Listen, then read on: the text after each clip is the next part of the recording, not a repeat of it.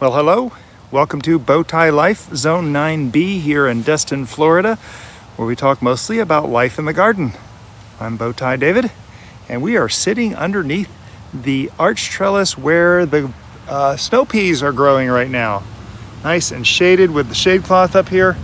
And I am just sitting on the ground here because we're about to plant a new crop here, something I've never grown before. Before we get started on that though, I just want to say thank you to all those of you who have subscribed to Bowtie Life.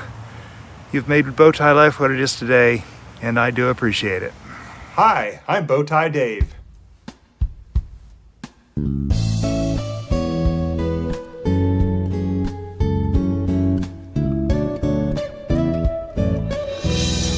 So we're taking a close look here at the pea trellis, and you can see these leaves are starting to fail more down this side than the other side, but they are starting to brown in various areas, and the plants it's getting warmer weather and the plants are beginning to wane a little bit. We've had a good harvest off these. There's still some delicious ones on here. Here's one right there. Look at that.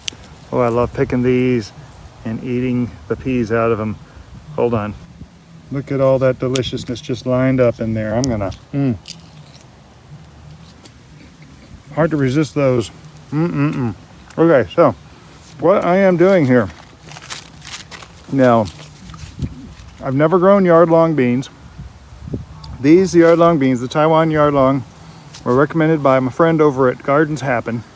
He's got a small Florida garden channel, and he sent video of this out, and I saw it, and I had to ask him what it was. He told me where he got it from, and I ordered it, the same exact seeds he had, and I am going to plant them up now. Underneath all these peas, there's a lot of stuff growing. We got dollarweed. This is dollarweed. I'm pulling out all the dollarweed I can. Underneath the dollarweed, we have dichondra. Now, the difference between the two leaves, dichondra is kind of a heart-shaped leaf. You see that? Dollarweed is a round leaf, like a silver dollar, but it has the stem right there in the middle. You can see just above my thumbnail. So these dollarweed leaves I'm pulling. I'm not pulling so much of the roots because I don't want to disturb what's left of the peas. And I will be just cutting these peas off at the top. Now that right there, that is the flower from the dollarweed. So I'm pulling those too. And there's some grass and other things in here, but I'm trying to pull carefully just the dollarweed stuff out. And I'm going to leave the dichondra. Now, why would I leave the dichondra? That's a good question. Glad you asked. Dichondra is a neat plant. It's a low plant. It grows shorter. In fact, you can see down here. See, there's a dichondra leaf. Here's dollarweed leaf. It grows shorter than the dollarweed. But given the chance, it will grow thicker and make this mat, an actual living mulch along here. And it's very cool because it will not even let these dollarweeds grow through it. So I like encouraging the dichondra to grow and leaving it to grow, but pulling out the dollarweed, which are a menace here in our gardens. I spend more time digging out dollarweed than I do anything else. In fact, Mrs. Bowtie, I recently told you on a garden tour that she has started in the garden pulling weeds. Well, that's what she's pulling. She says, I can do the dollarweed, and she's pulling those dollarweed for me, which is a huge help. But you can see here, sometimes they break off. Whoop, where'd that other one go? One of them broke off there. Sometimes the leaves break off, and sometimes you can get a chunk of the root, which, of course, as I say that, isn't going to happen right now. If you pull enough of them together, a lot of times you can get some of the root out. But anyway, so here's dichondra, good stuff, edible, detoxifying. There's dollarweed. Dollarweed's coming out. Ooh, I saw roots. You see how that whole ground lifts right there? If I go down here with my finger, I can actually get the root. And these roots grow a long way. They have little nodes every so often where the leaves grow from. And so if you can get the roots out, it's great. Well, I don't want to disturb these peas that much is the problem. I'm going to let these peas go ahead and live out their life, but I am going to take these seeds and I'm going to plant them at the bottom of every one of these vertical pieces on my arch trellis. So this is an arch trellis, and every vertical one, if I have 100% germination, every vertical one will grow one of these yard-long seeds. Now when I come down to where there's a pea right underneath it, I'll put it out here around it somewhere. But my goal is to have one of these plants growing for every one of these. I only have 40 seeds. I'll save seeds this year so that next year I'll have hundreds of seeds. But yeah, let's see how this goes. So there's the seeds. I think I should probably plant this about an inch, half an inch to an inch deep. It tells you right there on the package.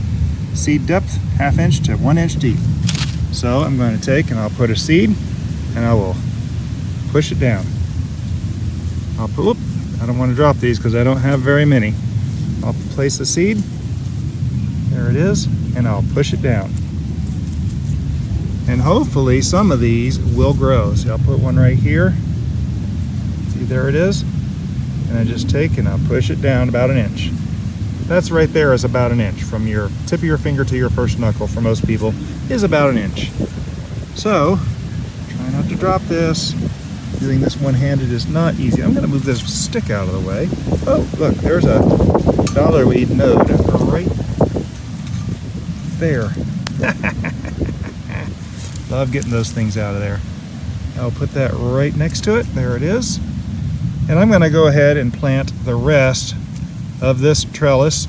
I'm going to do 20 down this side, which is a little over half of it. There's 4 panels here in the arch shape, so it'll be 1 1/3 panels. Then we'll probably put Roman tomatoes down the other end. And so there we go. There's 20 seeds planted along this side. I'm going to go work on the other side, but you can see the weeds are pretty well cleared out. I left dichondra, but I pulled out dollarweed. I even pulled out a few little oak trees that were getting started. I don't see any here in what I pulled out, but tried to get a little more control on the situation here. And see, there's a dollarweed.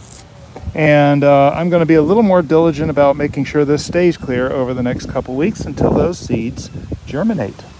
And so there we go. We have another succession crop planted. You can see these things are really starting to have brown spots on them. The pods, some of the pods are starting to dry out. They're still good. A few peas may or may not have been eaten in the making of this video. So a few more than what you saw. I love those peas. But anyway, thank you for watching along today. For those of you who have subscribed to Bowtie Life on YouTube, I appreciate you. You're my heroes. You've made Bowtie Life what it is today. If you're just stumbling along finding our channel, please do subscribe. It is free. It doesn't cost you a thing. Just hit that little subscribe button down below this video and you will be subscribed, and it actually helps grow the channel. And you won't miss a thing coming out because we will be watching these. And in fact, I'm hoping we see something before the next garden tour, which this is on Monday, the 29th of April. The next garden tour for this area gets recorded Saturday. I don't think they'll be coming up that fast, but it would be cool. If they did, we'll be taking a look and see. And of course, watch along with the rest of the season for the growth and the harvest of these peas as they grow, these yard-long peas. So, yeah, there we go. Another way you can help grow the channel outside of subscribing, which I said is free, is to click the thumbs up on this video and share it on your social media, and ask any questions or tell me, have you grown these before?